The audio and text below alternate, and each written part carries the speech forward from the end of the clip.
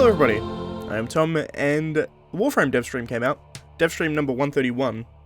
So I've just gone through it, and I've done some notes, as you'll be able to see on screen now. I'll go over all the things they went over, at least the things that I think are important. Obviously, if you want full context, you can go watch theirs, but for a shorter version, we'll go over a few things. First things first, up until Monday, there are going to be 3 Gift of the Lotus alerts up, so if you want to do them, go do them. Nightwave Series 2 ends in October the 13th. There will be a week off, and then an intermission period, like they did between Season 1 and Season 2, before they go into Season 3, and they haven't really announced when they're going into Season 3. I think the idea is they'll have an intermission until they've built up and decided what they want for Season 3, and then Season 3 will commence. There is a graphic for the stuff they're going to do for Empyrean, so I'm going to check that up now. First things first is they're going to have the dry dock available, so you can build the dry dock and get ready for Empyrean, and then we'll be able to go into space, and then we'll be able to find answers. Everyone made fun of Reb for this. But to be fair, they make fun of Reb for everything. But I think the idea was she had something more spoilery there, and then she kind of made it more general. So find answers. So there's something else going on at the end of Empyrean. They talked about Melee 3.0. The combo meter is going to change, and Melee is going to, I think, going to do a hell of a lot more damage. So, yeah. Okay. Pretty excited about it, but it's also very scary, but here we go. So yeah, more damage on melee weapons. I think what he means by that is, in general, the melee weapons are going to do more damage, because currently melee weapons do the most damage in the game. However, that's in very specific circumstances, like spin to win, or doing ridiculously high combo counters and things like that. So I think they're going to raise the base damage of melee so that you don't have to rely on the combo counters and the spin to win, which I think they want to get rid of. I think that's kind of the idea behind Melee 3.0, but we'll see. Next, we had EXILUS slots for guns, which looked really, really cool. It's mainly for, what it looked like was for like supplementary mods, like silencing, for instance, was the example they gave. If you want to have like a silenced gun, you don't have to take up a mod slot to do it. There's going to be an EXILUS slot that you can use, and all those mods are going to turn into EXILUS mods, which is really, really cool. It's kind of like supplementary mods that not many people really want to put into a weapon, because then you're losing out on damage. But if you've got like a separate slot specifically for stuff like that, I think a lot of people will use it. Speaking of slots, we have more loadout slots for both your mod slots as well as for Fashion Frame, which is really, really good. Particularly for Fashion Frame, actually, for me, because there's quite a few where I want to have all these different types of fashion, but, you know, I have 3 slots, and I fill the 3 slots, and then I'm done. But then we get into the kind of meat of the dev stream today, which was reworks. Number 1, we had EMBER's rework. First thing with that is they've changed the way that heat procs work, and they're still looking into it, so they're not entirely sure how it's going to work in the end. But currently, the changes they made is that it's stackable, so you will have stackable damage, which scales it up higher, which is much nicer. Also, armor stripping. They're still looking into it, and whether or not they want the armor stripping permanently, or whether they want the armor stripping while they're on fire, and then they get their armor back when they're no longer burning. So they're still looking into it, doing some changes, but that sounds really, really good. Buffing fire procs is really, really good, because they kind of fall behind pretty much all the other procs in the game, if I'm being honest. But for Ember herself, firstly, her passive, her ability strength increases by 5% per enemy in a 10 meter range around her, that is on fire. And that's currently uncapped, although they're looking into it. Although with a 10 meter range, I think being uncapped is probably fine, and I hope they leave it uncapped. But adding to that ability strength is going to make a huge difference for her, because she's going to be able to kill a lot of enemies very, very well if they're right in the middle of her. Also, it means that you don't have to just build Ember as all of the power strength and then nothing else. But for her abilities, her number 1, Fireball, it seems largely unchanged. It's tweaked slightly so there's less latency between shots, so you can spam it a bit easier, is what Scott was saying.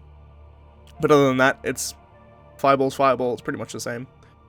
Her 2, Immolation, they're bringing defense back for Ember, which is fantastic, because that was probably her biggest problem. It's what really stopped her scaling up really, really high missions. So, by default, you have 50% damage reduction, and you have a heat gauge on the right-hand side of your screen, which will increase when you use your abilities, as well as just passively, it will increase as well. But if you use your 1 and your 4, you will increase that heat gauge, and if you use your 3, it will decrease the heat gauge. And I think they were saying that the downside to letting your heat gauge get all the way full is that you lose all of your energy, which is a huge downside. But I'm not against it necessarily. I'll see how it kind of comes out in-game. The idea being they want you to use all of your abilities all the time and really encourage you to do that so that you can keep this gauge sort of high but not filling all the way. That way you can keep your damage reduction very, very high all the time and just be using all your abilities all the time as well. Her 3, it's the same base ability, it's that big kind of area of effect fire. The difference now is it's a lot faster to cast. It's no longer duration based, and it's sort of focused on CC. It's a big knockback. It does damage as well. It does fairly significant damage from what I was seeing. Particularly based on her passive, because you're going to be lighting enemies on fire and then using that, and it's going to knock them all back and do damage. It looked cool, but the focus was more on CC than it was for damage. And finally, World on Fire. It's now like an activated meteor strike in an area, which then does damage over time. It lights all the enemies on fire. It looks fucking phenomenal. Also, enemies that are lit on fire, as they run around the world and screaming and on fire, they will actually light other enemies on fire, so it will actually spread the fire passively, which is really, really cool, but it's more centered around where you do your meteor strike rather than centering on you and then just lighting everything on fire. So it's far more active as an ability, which I like. World on Fire was cool, but kind of boring, I'll be perfectly honest. A small note here, in the Halloween event that is upcoming, there is going to be a bat ephemera, which, that's really cool. I mean, it's tacky as shit, but I love it, because, I mean, to be fair, most of the ephemera are tacky as shit, but I love them. But secondly, there was the VAUBAN rework. For half a decade, he's been fondling balls, and it's time. He's got better. My god! He's got better. So, VAUBAN's passive. His passive is unchanged, as he fondles balls. His 1, it's still like a Tesla, like, electric ball. The difference now is they're all kind of like mini rollers, so that they'll actually roll around and go towards enemies rather than just being in a single spot, which is kind of a massive problem that VAUBAN had, actually. It's not something I'd really considered, but he had nothing in the way of mobility because all of his attacks, or all of his abilities, were stationary abilities. You threw down a mine, and the mine just stayed there. So now, with the changes that they've made, his 1 is now like a little roller, and you can cast up to 4 of them, and just by holding the button. Also, he juggles them while you're holding them. It's very, very cool. And they're looking to get more than 4. Scott was saying there was some work they're doing to try and make it so that the actual Tesla balls aren't counted as entities, which means they're not going to mess around with like enemy count and all that kind of stuff, enemy spawn rate and all that kind of stuff. So they may be able to do more than 4 now they've pulled that off, which sounds awesome. But his second ability, it's still the 4 different sort of grenade balls, but they've all been changed quite a lot. The first one, it just sort of pulls enemies in, like 2 grip lines will come out and like rip enemies back together. It looks cool. It's straight control, but it looks really awesome. The second is a nail grenade, so you just throw it and it's like almost like a mini little turret that will like just shoot off in different areas. The third is a speed boost pad. It's really, really cool. Rather than shooting you up in the air, it's pretty much the same as the bounce pad, only it just shoots you forward. So it's like a speed boost in like Mario Kart or something. It looked really, really cool. And the fourth is a damage boost. It will connect to a player, either yourself or one of your allies, and then in an area around that player, there will be a damage boost for all of your allies. So that just looks really, really good, and something you should probably always have on. Scott was saying currently it's very, very high damage boost, and they're looking into maybe making it lower. I don't know. We'll see. It's impossible to judge without actually playing it, so we'll see when he gets released. Which, by the way, all of these will be released in the mainline update. His third is now a new ability, and it's awesome. It's an orbital strike. So you throw a grenade, and that wherever that grenade lands, or an orb, I guess it's not a grenade, an orbital strike will shoot down from the sky and just slam into the ground. It looked fantastic.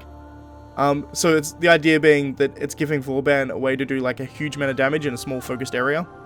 Also, this is the one that I was confusing with Ember's 4. This one actually scales based on the level of the enemies around where the actual orb lands. So you'll throw your orb, And if you're next to level 200 enemies, the damage will scale up because it knows that it's hitting level 200 enemies. That's fantastic. That's probably one of the best ways they've done scaling ever, I think. Scaling directly to enemy level is something that I don't think they've ever done before. But that should, theoretically, make it a very, very good ability that scales infinitely. We have to wait and see whether that's actually true, and whether its base damage is high enough for that to make a difference, but it sounds awesome. Now, the way he's changed his 4 is quite significant. If you tap a 4, you'll get Bastille, which is his old 3, where you'll actually hold the enemies up in the air. You can now place multiple of them, however, which is really, really cool. And when enemies are in them, their armor is stripped, to the point where they have literally no armor. It will strip all of their armor given enough time. If you then hold the 4, it will turn all those Bastilles, I should say, not ballist, Bastilles into vortices. So his original 4, which was Vortex, it will turn them all into one of them, which pulls all the enemies together. You can go directly into the Vortex if you wish. You just push and hold 4, it'll go directly into it. But that looks really, really cool. It's a lot, 1, it's a lot more active, and 2, it's a lot more useful, because it's, 1, you can control enemies, but controlling enemies isn't amazing. The difference here is, controlling enemies also strips them of their armor, which makes them a lot easier to kill. So there's 2 levels, it's not just control, you know what I mean? And then you can pull them all together when they have no armor and just destroy them with an orbital strike. Seems pretty cool. This looks like a lot of synergy between a lot of his abilities, which I really, really like. Next up, there was the Titania Deluxe skin, which they've talked about. I'll chuck that on screen now for the next little bit. And then we went into Kuva Lich stuff. So they talked about this a bit at TennoCon 2019, but essentially this is like the Nemesis system, not at all inspired by Shadow of Mordor, to quote Steve. It does look very, very similar to the way that Shadow of Mordor did it. The Kuva Liches are unique to the player that gets them, and they're going to be defined by whatever Warframe it was that killed them, that turned them into a Lich in the first place, which is really, really cool. They have unique weapons, and if you track them down and ultimately kill the Lich, you can actually get their weapons. And usually what their weapons are, they're going to be like a base weapon that has extra mod points, as well as they can go over rank 30. And beyond that, they also have innate damage of some type. So you could get like a Dragoon that has innate electric damage or something, which looks really, really cool. Also, that's not going to be linked to Mastery at all because of the randomness of it. So that's good, I guess. You get this weapon that's kind of better, but at the same time, there's no real meta-game reason to do it, other than the fact it's cool. So that's really good. I like that a lot. Also, when you quote-unquote kill them or defeat them, you can actually convert them to become a follower, which is interesting. So the idea being, I think, is that they will kind of like randomly come into some missions and help you out. It sounds really, really interesting and cool. I gotta see how that actually works before I comment properly, but it seems amazing. Also, their abilities are determined by which Warframe pre-generated them. So whichever Warframe you're playing that created the Lich in the first place will kind of dictate what abilities they have and stuff like that. Excuse me. I am very worried that there's going to be one that has a Peacemaker ability, because that, I mean, you see what we do with Peacemaker. Imagine an enemy with Peacemaker, it would be the death of everything. Also, there's going to be an indication on the map where your Kuva Lich actually has influence. It's like a little kind of blood drop on the map, and you'll see where they have influence, and the influence will slowly spread until you take care of them. Also, they're looking into the ability to trade and like give your Lich to members of your clan. I think the idea being, if you don't want the particular weapon they have, or you don't want the bonus they have or whatever, you can actually just give that Lich to someone else, and they can go kill it to get that weapon or whatever. Which is interesting, and I like the idea of it, and the idea is to get rid of some of that RNG, is what Scott was saying. But that was pretty much all the info we got on there. It was pretty good, I liked it, but it's definitely going to be an interesting system I really want to get into. And finally, we have a new Kavat coming, which is a Vampiric Kavat. They're on the Plains of Eidolon at nighttime. They're going to be working in the conservation section, so you can actually use conservation to actually save these Kavats. And apparently you can get a Kavat of your own like this, the idea being similar to like the Helminth Charger that you have for the dogs. And essentially, Reb said, you know, if you know how vampires work, you'll know how this happens. I assume you have to get your Kavat bitten by one of these vampiric Kavats. And then you can get your own vampiric Kavat. I assume it has different abilities and stuff. If it's the same as the Helminth. I'm pretty sure. Assuming I've spelt that right. I think it's Helminth, which is a weird way of spelling it, but whatever. But that was it for Devstream 131. Good stuff. All of this stuff, as far as I'm aware, is all coming in the mainline update, except for Empyrean. I don't think Empyrean is necessarily coming in the mainline. Everything else, Melee 3.0 and Empyrean, I'm not sure. Everything else is mainline update, I'm pretty sure, which is really, really good. The EXILUS slot, mainline. Reworks for Ember and VAUBAN, both mainline. Grendel is coming in the mainline as well. So there's a lot of stuff coming in the mainline. It's going to be good. So I hope to see you there. Anyway, if you enjoyed the video, please leave a like. If you're not subscribed already, please consider subscribing. And as always, thanks for watching, and I shall see you next time. Bye, guys.